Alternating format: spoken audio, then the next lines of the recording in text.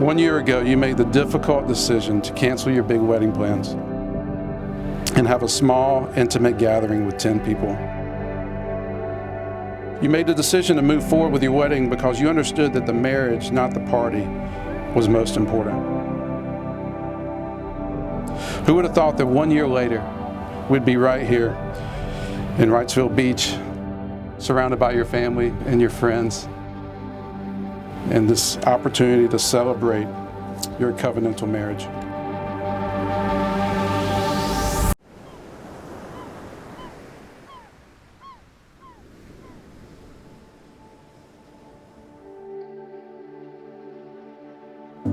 Well guys, I know this isn't necessarily how you pictured your day, but at the end of the day, we're here to celebrate the God who so graciously brought you two together. Brooke, we are getting married today. I am so incredibly excited to marry the most beautiful and amazing woman in the entire world. The past 4 years with you as my best friend have been amazing. Today, we get to vow our love and friendship forever. 1,396 days ago, I was lying on a couch on Wrightsville Beach when I got a notification on LinkedIn from a smart, cute, funny, kind college lab partner who I had never forgotten. I will never forget how intrigued I was as to what David Bowden could possibly be messaging me about. What I quickly came to realize was that smart, funny, kind boy I remembered was actually a bold, strong, hardworking, full of more love than I could ever have known.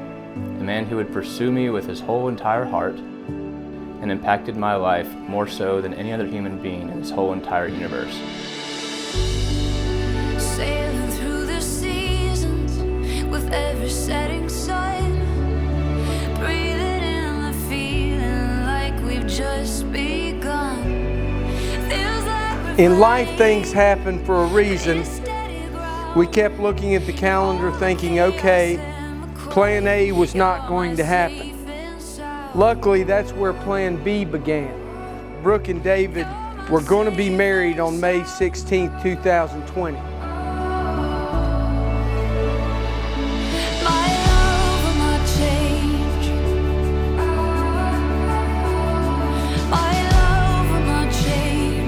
In marriage, you guys are going to find love and what it means to be loved.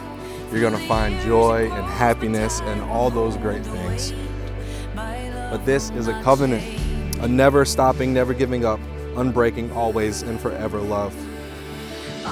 It is a love that Christ has for His church and is a love that Christ has given for each of you. I couldn't dream of a more perfect woman to spend my life with and start a family with. You are a daughter to my parents and a sister to my sisters. Today you are officially becoming Aunt Brooke to Avery and Walker, and this is probably what you're the most excited about. Maybe. You would think that after 1,396 days of nonstop communication, I would stop feeling a spark in my heart anytime you talked to me or taught me something or revealed a part of yourself I didn't know before. But I just wanted to know every square nanometer of your whole entire soul, every single day, and I never get sick of learning more about what makes you you. In your first year of marriage, you have begun to know true love and what it means to be loved. You now know joy, happiness, intimacy, acceptance, and many other wonderful things. I don't know if y'all are familiar with a movie called Step Brothers or not, but there was a time where Dale and Brennan kind of realized they were best friends. They kind of went through a checklist like bam, bam, bam. They're like, hey, you want to do karate in the garage? And then bam, they're like best friends for life. I met David and I was like, hey man, you like to drink a little bit of beer? Yes. He's like, hey, do you like to fish? I was like, absolutely, I got a boat, man. And then next thing you know, we were doing karate in the garage and having the best time of our lives. It was at this moment that I developed a brother. And we developed as Christian men. And as in the Bible, iron sharpens iron. David, you made me a better man. Without you, I wouldn't have had my wife. I met her through you. But also, Brooke, I got to watch you I got to watch you get introduced and y'all go through the dating phase and getting engaged. You add value to everything that you do, whether it's your work or David, but also us. You embraced us. I don't have a biological sister and neither does Brooke, but I can't imagine how we could be closer to siblings than we are. I honestly think God knew we didn't need sisters since we already had each other. Throughout all of life's changes, every stage of life, Brooke has been my North Star. No matter what is going on, she's my constant. To me, Brooke is holidays and playing dolls and vacations and a million inside jokes and midnight talks. Brooke loves fiercely, she fights for her friends and family no matter what. And as her always truthful feedback on texts about what outfit I should wear indicates, she values honesty above all else. She has always been the person who lights up a room, like a little beam of light is just shining out of her. That's because not only is she absolutely beautiful, she is even more gorgeous on the inside. She is pure goodness, pure kindness, so it only makes sense that her perfect match is too. It's all waiting for you. It's all waiting for you. It's just the beginning. It's just the beginning.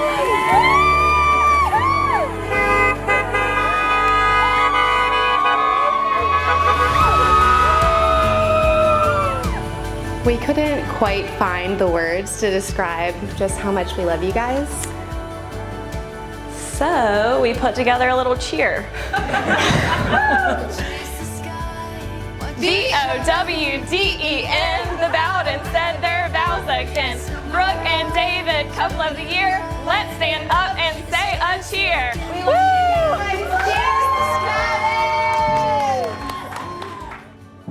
And I would just pray that you would have laughter and happiness in your home.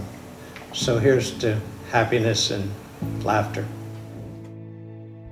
Well, you guys, today marks a new and exciting time in your life. And my prayer is that the gospel would define your marriage and it would be the rock of your relationship from this day forward.